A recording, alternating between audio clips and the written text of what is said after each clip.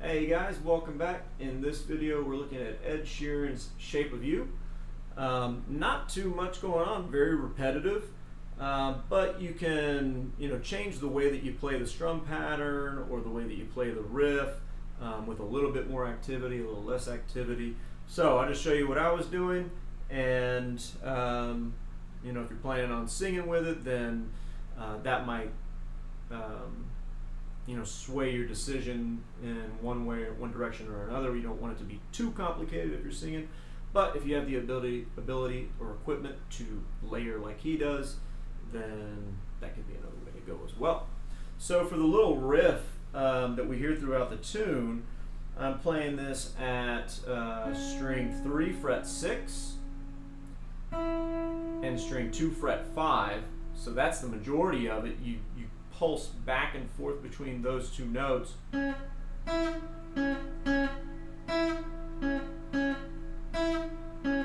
then it goes to string 2 fret 4, string 3 fret 6, string 3 fret 4. So all of that together would be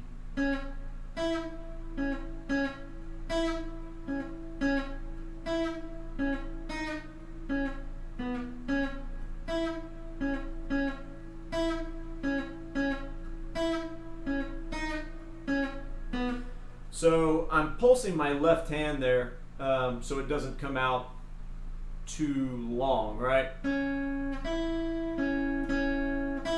It doesn't really have that right articulation. So just pulsing, I just mean basically relaxing the pressure that you're putting on the string. So if I just barely relax my finger, it cuts the string off, right? So we can control that in the left hand.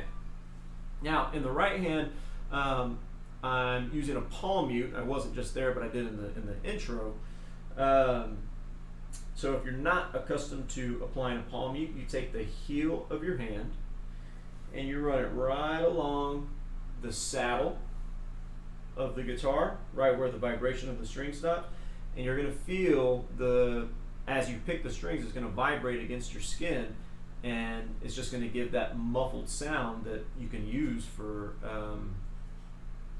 it's just an effect that you can apply to the guitar, and I think it works pretty well here. It doesn't have to be used, but something else to add in to make it sound nice.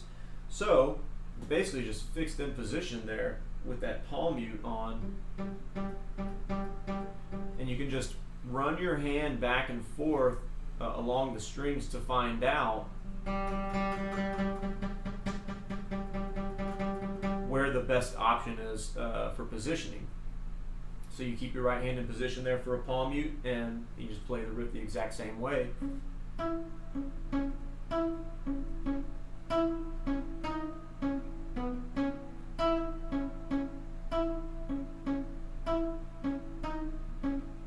Now when it gets into the chords, we've got C sharp minor, F sharp minor, A major, and B major. I'm using all bar chords there.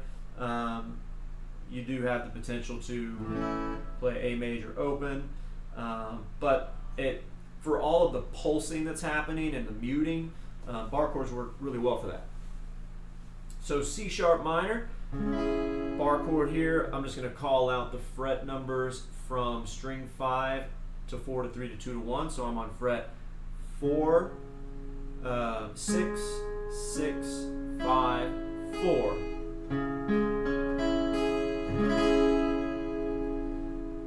frets fingered 1, 3, 4, 2, 1. And then for my F sharp minor, I'm at the 2nd fret here with the bar. I'm on frets 2, 4, 4, 2, 2, 2.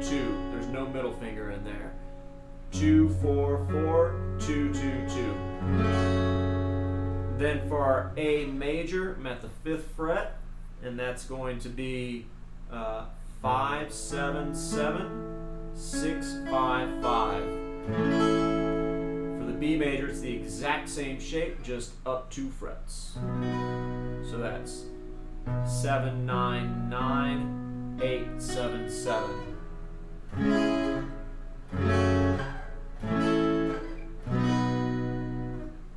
So the first pattern I was playing was just the same timing as the little riff. So a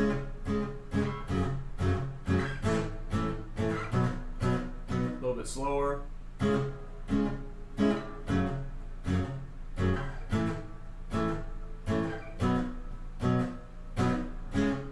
I'm using all downstrokes there. So if you're not familiar with bar chords, give it time, work on bar chords separately, just practice getting these to sound good. I'm happy to help out if people have questions about how to place your fingers on it. Definitely the position of your hand and the way you use your thumb and your bar and the angle of your wrist, all that stuff matters. So I'd be happy to answer any questions about that.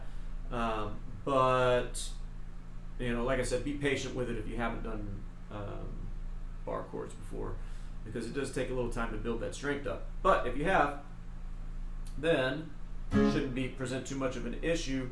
And I'm doing the same thing. See how I'm kind of engaging my fingers there? You can see my forearm flexing. I'm pulsing the chord.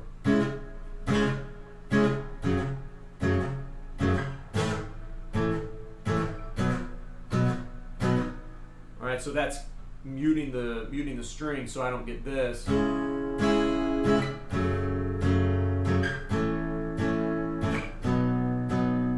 that's just a different sound, and maybe you like that. It might work just fine. And then the other strum pattern I was using, I was just getting a little bit more action with the pick over here. So I was playing.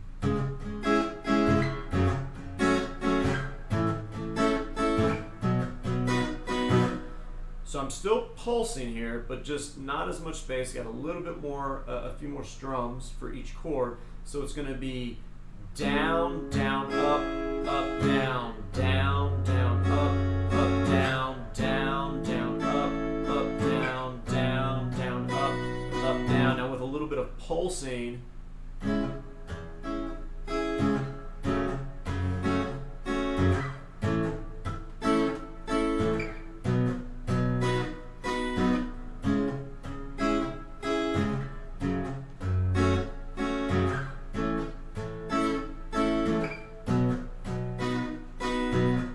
And sometimes you might get a rake in there, sometimes you won't. It's going to sound great. He's got a lot of, he's got his little, percussive beat that he's putting on with the, I believe he just does it on the body of the guitar, if I'm not mistaken.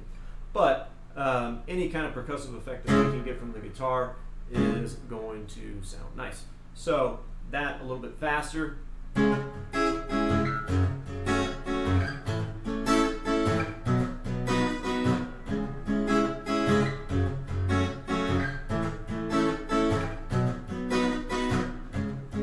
So you practice your left-hand chord transition. Just make sure you're seeing those very clearly. Really, the only difficult chord to get into is C sharp minor, because it's its root is on string 5, whereas the F sharp minor, the A and the B, you're really just sliding along the same string set and then adding your middle finger and keeping the exact same fingering. But it is a familiar shape. The shape is basically the same thing, just one string set down. So one way to practice that would be to just hang on to one chord that feels comfortable. If that's a C sharp minor, we'll just use that as an example, and just play that pattern,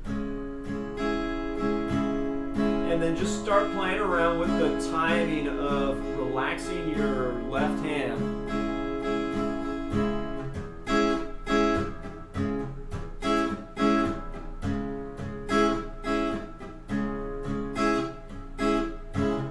couple different. And you might want one of those strums to be a little bit longer, one to be a little bit shorter. You know, you can get a lot of variety with that, but there is room for being creative, essentially. And once you feel comfortable with the chord transitions and some shape or form of a strum pattern, then maybe you'll come up with your own. You know, some of these things tend to happen organically. So anyways, that's it, guys. Have fun with it. Let me know if you have questions. See you in the next video. Thanks a lot.